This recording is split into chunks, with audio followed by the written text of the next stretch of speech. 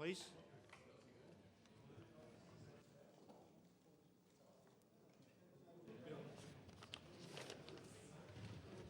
We're going to... Yep.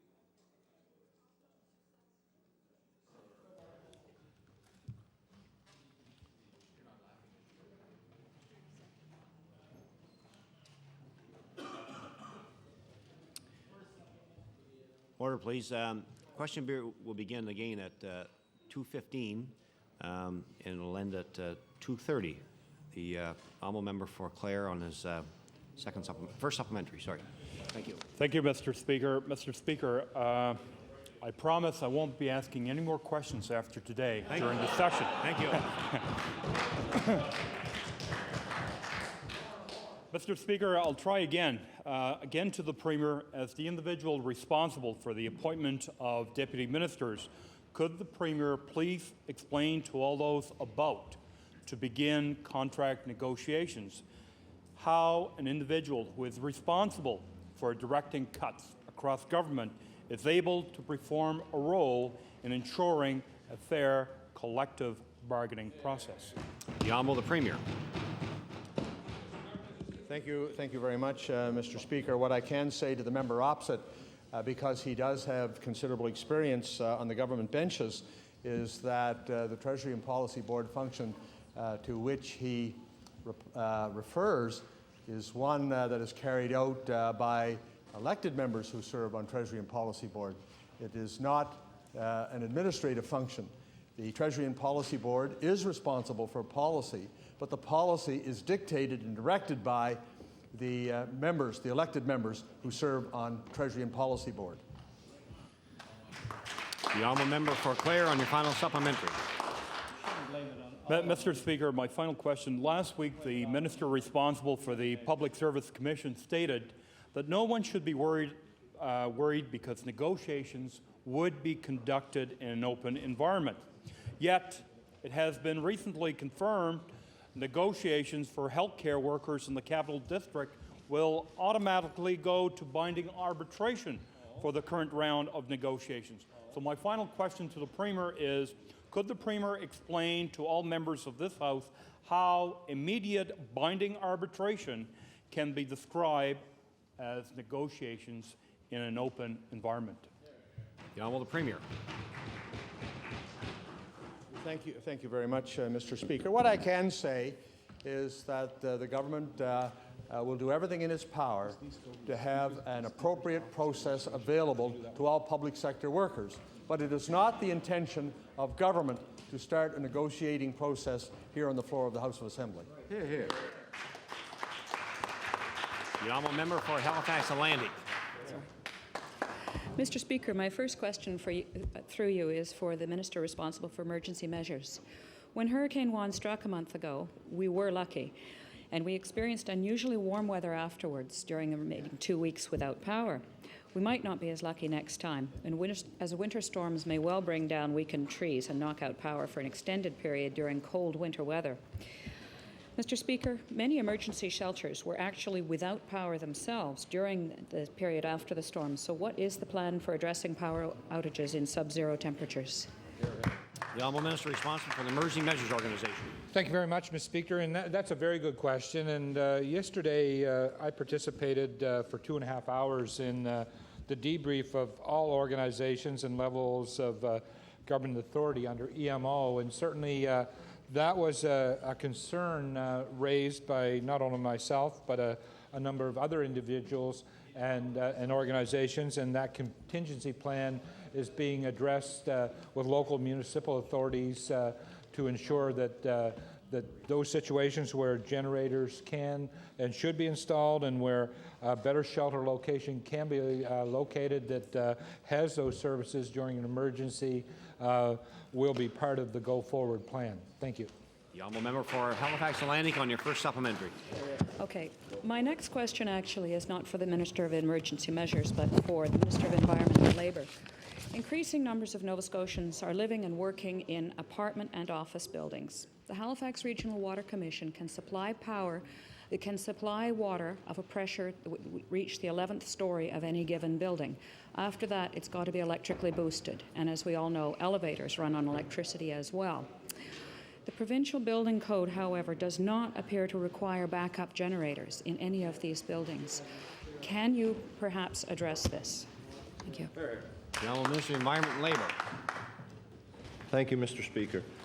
Actually, it's a very good question because as early as yesterday, I was talking to the gentleman responsible for elevators, and there are a lot of issues that have come up. We haven't been used to power outages for this extended period of time. A review is taking place, and certainly suggestions will be made, and we'll look at whatever we can do to make improvements. Thank you. The Honourable Member for Halifax Atlantic on your final supplementary. Mr. Speaker, the problem actually gets worse for many of the more vulnerable citizens. The building inspectors actually will tell one that in a power outage, that's why we have stairs.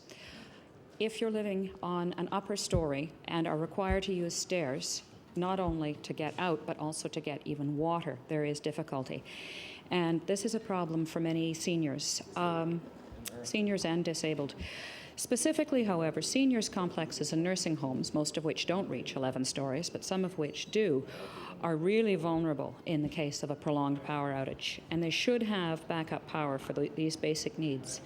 Mr. Speaker, will the Minister please be proactive and ensure that seniors' complexes and nursing homes do have generators as backup before onset of winter this year? The Honourable Minister of Environment and Labour. Thank you, Mr. Speaker, and I'm not aware of all the circumstances for all the nursing homes, but I am aware that some certainly do have backup power. I'm sure that that was part of the debriefing that the minister responsible for EMO went through yesterday, and I'm sure it's being looked at and will be addressed. The Honourable Member for Cape Breton South. Thank you, Mr. Speaker. Mr. Speaker, today my question is for the Minister of Economic Development. Mr. Speaker, recently during this House session, I asked the Minister to table his department plan to save the Cape Breton Railway. The Minister said when a plan was ready, he would table it in this House, and Mr. Speaker, we've yet to see it. Mr. Speaker, the former Minister, the current member from Cape Breton North, said a plan is in place, but he would not release it because it contained proprietary information. Now, Mr. Speaker, the former Minister of Economic Development, now the member from Cape Breton North, said that in Sydney that this was indeed proprietary, giving the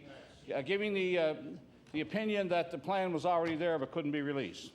So my question to the Minister is, Mr. Minister, is there a plan or is there not a plan? The Honourable Minister of Economic Development. Mr. Speaker, there certainly is a business plan, and I'd certainly like to say to the member opposite, during this past construction season, tracks were being repaired and laid down in Cape Breton, not torn up. The Honourable Member for Cape Breton South on your first supplementary. Mr. Speaker, my question was light years away from the condition of the track down there. I'm talking about a plan to save the Cape Breton Railway. Now he says the plan exists. If the plan exists, the taxpayers of this province have a right to see that plan. It should not be deemed proprietary by a previous minister. It's a public document, and the people of Nova Scotia, particularly the stakeholders of the railway of Cape Breton, and the people of Cape Breton have a right to know whether they're going to have a railway in the future. Mr. Speaker, my question again to the Minister. Will the Minister tell the people affected by this possible closure of the railway whether or not they're going to have a railway in Cape Breton in the future? The Honourable Minister of Economic Development. Thank you very much, Mr. Speaker. And Mr. Speaker, as I said previously, they're laying tracks in Cape Breton, not tearing them up. Obviously, this government is supportive of a plan that puts a sustainable railway system and continues to keep it in Cape Breton. We have a number of private companies and public traded companies that are interested in that proposal, and obviously there is a plan, and obviously there is priority information with that plan. The Honourable Member for Cape Breton South on your final supplementary. Mr. Speaker, the Minister states in this House there is a plan. Well, we'd like to see the plan. Is that too much to ask? No. As taxpayers and as legislators of this province, is it too much to ask if the Minister would table the plan? Mr. Speaker, we're getting two stories here from two different ministers. We're getting one story in Halifax and another story in Cape Breton. I'm convinced, Mr. Speaker, that the plans for the railway were to get the member from Cape Breton North through the last election, and that's all the plan that was in there. Now, Mr. Speaker, my final supplementary to the current minister. Will the minister assure this House that the government will be involved financially, if need be, to keep this railway open in Cape Breton? The Honourable Minister of Economic Development. Thank you, Mr. Speaker. And Mr. Speaker, certainly there is one plan in place, and certainly it's on the government side of the House. The double plan is obviously invested in the opposite member's head. But I can tell you one thing, we haven't made a commitment to this railway, and we will continue to in the future make that financial commitment. The Honourable Member for Hants East. Thank you, Mr. Speaker. My question will be for the Minister of Agriculture and Fisheries. Mr. Speaker, the past 2 years have been difficult for hog producers in this province. If there is anything predictable in prices, it's that they're predicted to remain low for some time. Last year, after refusing to meet with pork producers, the government finally initiated a loan program to individual hog producers that only put them into greater debt. Last spring, the pork industry participated in a task force whose report is still gathering dust. So, Mr. Speaker, my question to the Minister of Agriculture and Fisheries, 2003 markets are still unstable. Will your government initiate an industry-managed program for pork producers immediately? The Honourable Minister of Agriculture and Fisheries. Thank you, Mr. Speaker. And less than 2 weeks ago, or about 2 weeks ago, we met with the Pork Nova Scotia and had a really good conversation with them. I spoke with the Vice President last evening about this issue as well. We're looking at having a meeting next week to discuss these very issues, and it's looking very favorable. Thank you. The Honourable Member for Hants East on your first supplementary. I'm just not clear, Mr. Speaker, as to what's looking favorable, whether or not they're actually going to help pork producers or they're actually going to dodge the issue like they do most issues. Mr. Speaker, neither the cost of the production nor pork prices are expected to improve until at least next April. Farmers are struggling to access capital, improve their bottom line, and keep the industry alive. These producers are concerned that the province has changed its agricultural policy to simply reflect federal policies instead of developing its own programs that reflect the unique situation of our agricultural sector. They need a permanent risk management tool. Mr. Speaker, I asked the Minister what Made in Nova Scotia Solutions is his department prepared to put forward for these pork producers, since he says he's already talking with them. The Honourable Minister of Agriculture and Fisheries. Well, I want to inform the member opposite that the shortcomings of the current stabilization programs identified by industry and government. Now, this has been an ongoing situation for the last few years. That we knew that the CFIP program wasn't working right, the NISA program wasn't working right, and that's why this government and this province was at the table in the negotiations of the new program. That is why we've signed on to the APF, and that's why we signed on to the case, because we feel and we know that this program will help all producers in this province, not just the pork, not just the beef, but all producers in Nova Scotia. Honourable Member for Hants East on your final supplementary. Then I say to the Minister, you don't have to convince me, convince them, because they're the ones who are worried about negotiations with you. Mr. Speaker, feed costs are staggering in Nova Scotia, but nobody at the Department of Agriculture can provide producers with statistics on grain usage in this province. With all the recent cuts, there's probably nobody left to track that data. So, Mr. Speaker, my question to the Minister, producers feel with justification that this government has turned its back on agriculture. When will you finally take action that will indicate to farmers that this province and your government is actually interested in making agriculture a priority? The Honourable Minister of Agriculture and Fisheries. Thank you, Mr. Speaker. And the members opposite knows very well that this government is here for agriculture. We've sat down and negotiated these plans with the federal government to make sure that we had the best bang for our buck.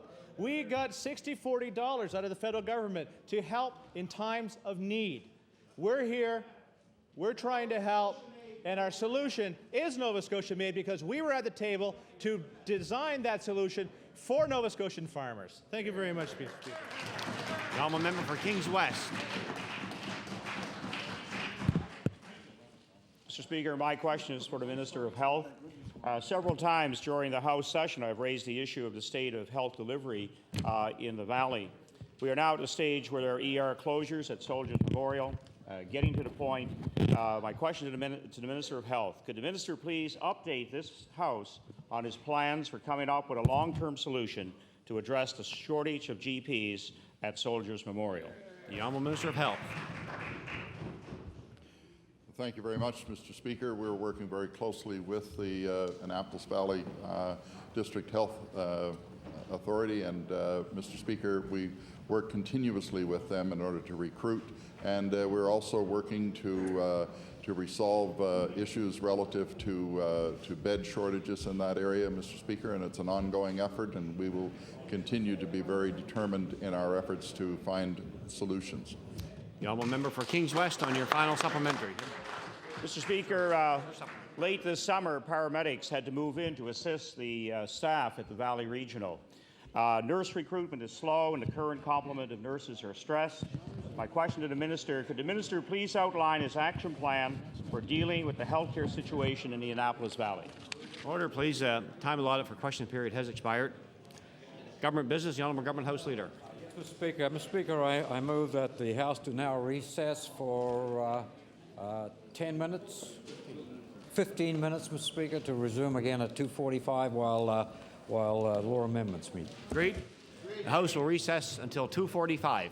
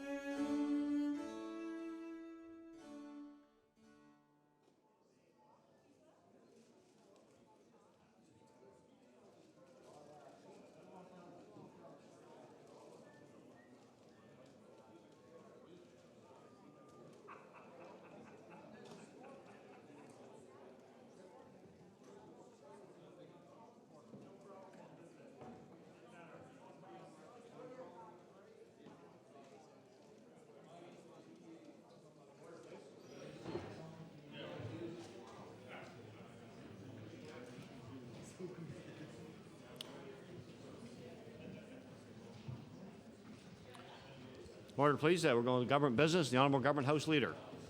Yes, Mr. Speaker. Mr. Speaker, I would request unanimous consent of the House to revert to the order of business presenting reports of committees. Is it agreed?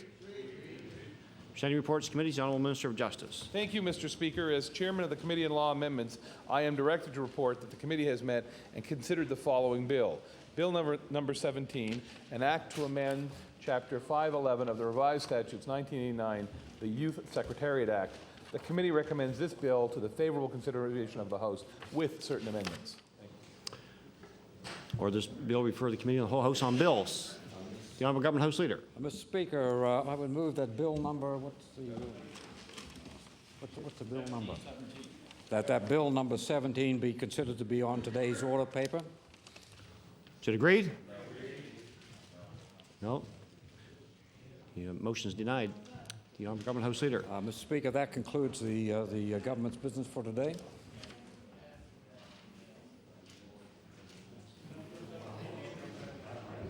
I thought, Mr. Speaker, that you might want to have the honor of saying that we are going to recess until 3 p.m. Order, and please. so I so move. The House will recess till 3 p.m., at which time we'll welcome Her Honour to the chamber. The House will recess to 3 p.m. Thank you.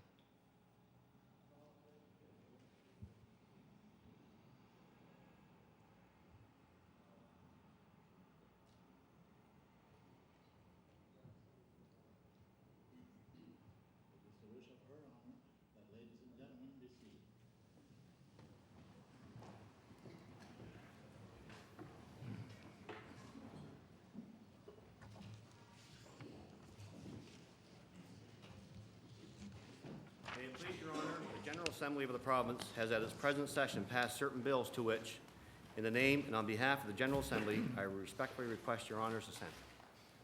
An act to amend the laws respecting automobile insurance. An act to amend the Retail Business Uniform Closing Day Act and the Labor Standards Code Act. An act to amend the Public Service Superannuation Act. An act to amend the Labor Standards Code and the Vital Statistics Act. An act to amend the Volunteer Protection Act. An act to amend the Municipal Elections Act. An act to amend the Collection Agencies Act and the Consumer Creditors Conduct Act. And an act respecting court jurisdiction and the transfer of court proceedings.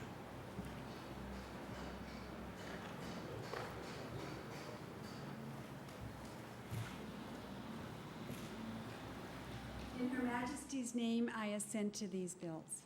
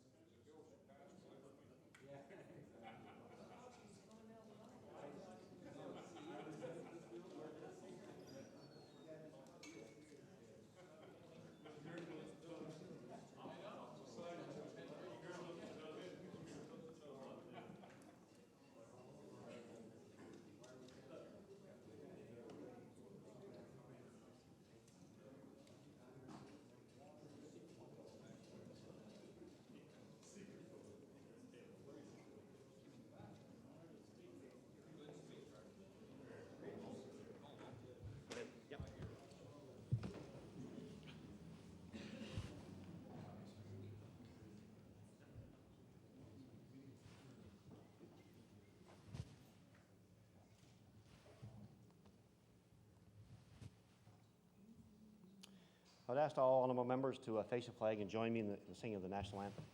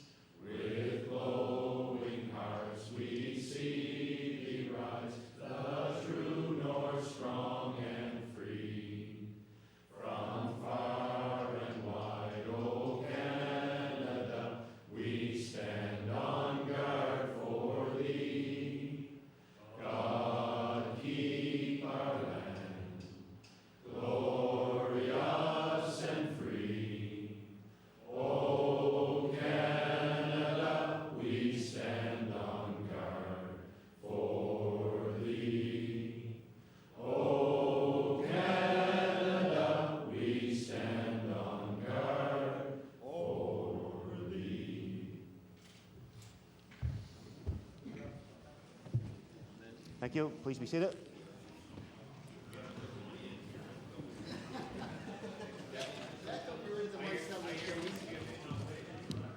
We get better. It gets better every year. The Honorable the Premier. Thank you, Mr. Speaker.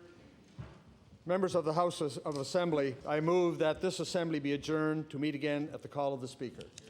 To agree? Agree. All in favor, say aye. Aye. Counterminded, nay. Motion is adjourned. Motion is carried. The House is adjourned. Yeah.